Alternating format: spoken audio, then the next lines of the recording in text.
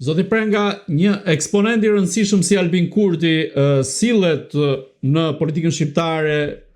krijohet retorik me të, ndërtohen akuza e tjerë me radhë, qoftë nga kryeministri Edi Rama, por së fundmi dhe nga Taula Mballa në parlament. Në këtë rast, a është vërtet Albin Kurti një eksponent politik që po ndikon në fundin e Edi Ramës, apo është duke ndikuar sa i përket elementeve që mund vinë nga vetëvendosja në protest, apo është kredi shkëputur, nuk ka lidhje me zhvillimin në Shqipëri? Është tepër e vështirë për të thënë një definicion përfundimtar apo të saktë në këtë rast, por ne po flasim mbi bazën e hamendësimeve pasi fakte nuk kemi dhe po japim një opinion. Unë do thosha që të gjitha vendet rreth Shqipërisë për zhvillimin dhe situatën politike, por në veçantë protestës, kam bindje që nuk janë pa ndikim. Kanë dhe ato përfshirë në një mënyrë, kjo nuk bëhet fjalë vetëm përfshirë për të ardhur 5 apo 10 apo 50 apo edhe me mira vetë në Tiranë, por në mënyra të ndryshme të interferimit. Është e pamundur që të mos ketë interferim dhe është e vetë kuptueshme kjo. Detyrimisht që cili do politikan, cili do qeveritar, edhe jo vetëm, kam bindjen që në sensin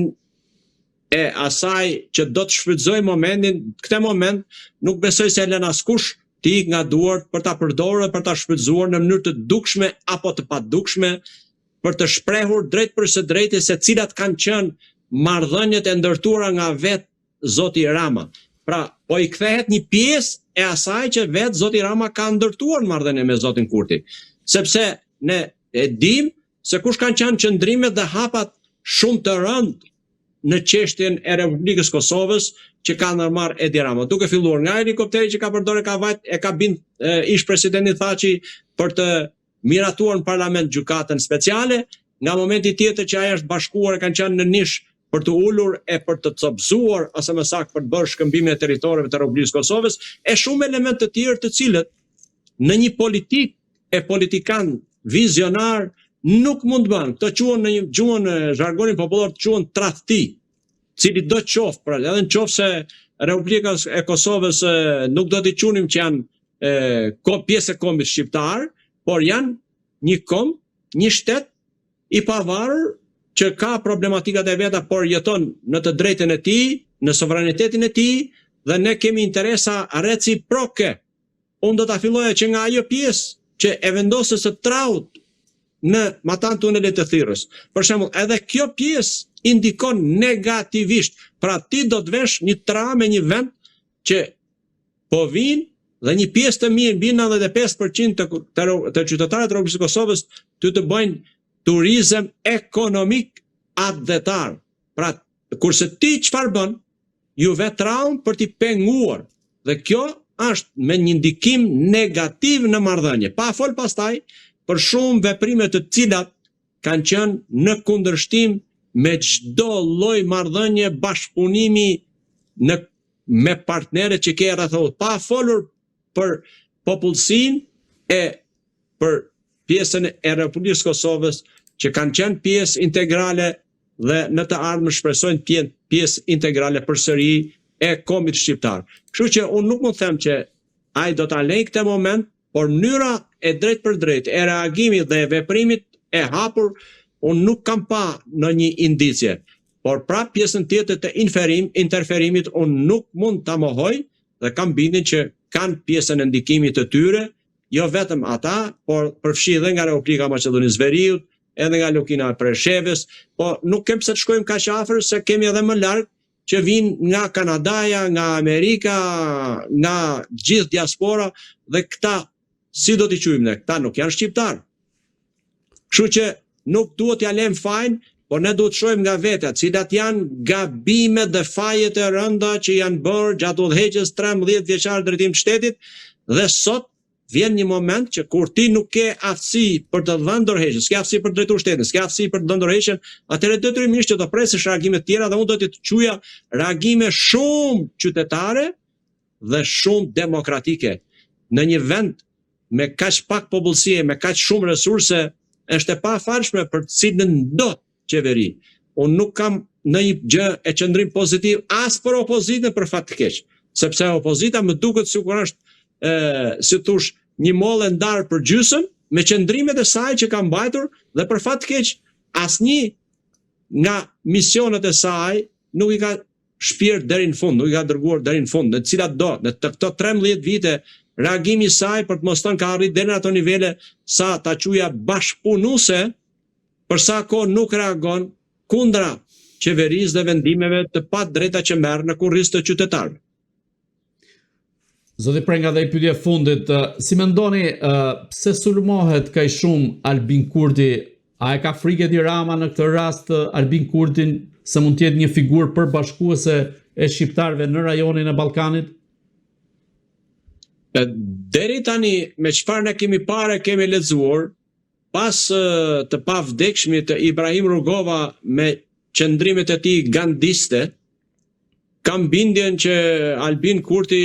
është figura që i duhet një vendi, që i duhet një kombi,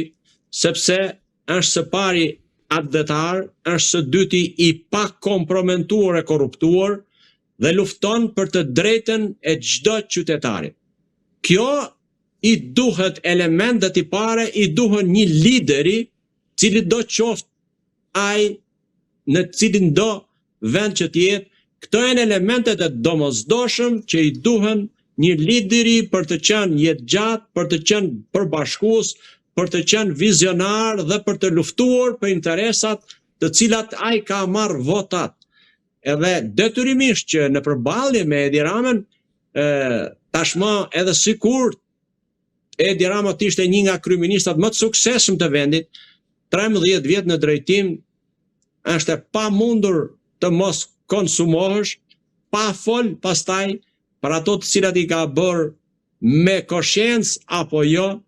në jashtë standardeve të demokracisë së ditëve të sotme. Nuk duhet të futem në elementet të cilët janë, por ato cili do sy i një vëzhguesit të thjeshtë, jo analisti, shikon se cilat ka qenë hapat që ai ka bërë. Por vetëm 1 e 2 po të përmendish mjaftojnë. Së pari korrupsioni galopant dhe së dyti arroganca e skajshme e strukturave të shtetit shqiptar. Nuk janë arsyet ekonomike që shqiptarët e lënë vendin, por janë arsyet e mungesës së besimit dhe të marrjes së të drejtës që i takon qytetarit, që çdo ditë vazhdohet e lihet ky vend dhe për fat të keq vazhdojnë të shtohet numri i pensionistëve dhe jo trive e trejeve që janë shpresa dhe e ardhmja e këtij vendi. Zoti Prenga, si e keni parë evoluimin, po themi, të raporteve mes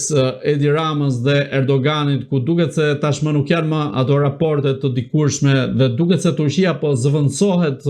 sa i përket raporteve mes dy vendeve apo dhe bashkëpunimit në nivel ushtarak apo edhe në sektorë të tjerë? Unë mendoj që Rama e ka pasqyruar dhe nëpërmjet deklarata, por përgjithësi nëpërmjet veprimeve, që është një partner jo i qëndrueshëm, jo i besueshëm. Sepse linjat themelore të partneritetit strategjik dhe të partneritetit me shkëmbime reciproke interesash, duke patur mes dhe interesat e vendit, ai nuk ka treguar, si mu themi, një linjë të qëndrueshme, por ai ka ashlëkundur sa në një drejtim në një tjetër, duke menduar vetëm për interesin e tij personal dhe të enturazhit që e rrethon, pa qenë një vizionar politikan për të menduar së pari për partnerët strategjik që nuk mund të lëvizin sa herë do apo ka dëshirë një kryeminist i cili do qoftë ky, apo edhe të enturazhit të tij që rrethon qeveritar. Kjo vjen si rezultat i unit për fat të keq që e ka Rama të theksuar dhe i mungesës së dëshirës për të dëgjuar dhe për të marrë mendime nga ekspertët që ka dhe detyrimisht që Ministria për Evropën dhe marrëdhënie me Evropën dhe do thosha edhe marrëdhënie me jashtë është ajo që duhet luajë një rol të rëndësishëm nëpërmjet strukturave të brendshme që ka, por mbi të gjitha nëpërmjet përfaqësive tona të akredituar në vendet më të rëndësishme në të gjithë botën, po kryesisht në Evropë. Kjo e ka treguar më së një herë Edi Rama që është ai që flet propozon dhe vendos, dhe nuk merr mendimin e askujt, dhe ata të cilët i paraqesin një mendim ndryshe edhe nëse është në favorin e Shqipërisë, jam i bindur që ai do të vejë të gjithë bateritë që ka, forcën e tij të pushtetit duke e përdorur në mënyrë më të keqe të mundshme për të bërë atë çfarë nuk duhet bëjë një lider, pra për ta hequr nga skena politike. Kjo është rezultat i pushtetit të gjithanshëm që ai kërkon të ketë dhe ja ka arritur pothuajse për të futur në dorën e tij dhe për të përqendruar gjithçka në duart e tij në dëm të demokracisë së brendshme së pari të asaj që unë do ta quaja Partia Socialiste, por për fat keq i është besuar vetëm këtij dhe një,